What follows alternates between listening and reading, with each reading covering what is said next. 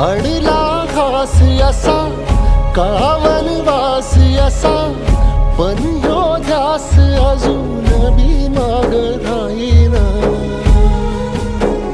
फिरला त्यो वासा घर, फिरलं नाही गड्या पाऊल, थकलं नाही गड्या पाऊल, थकलं नाही.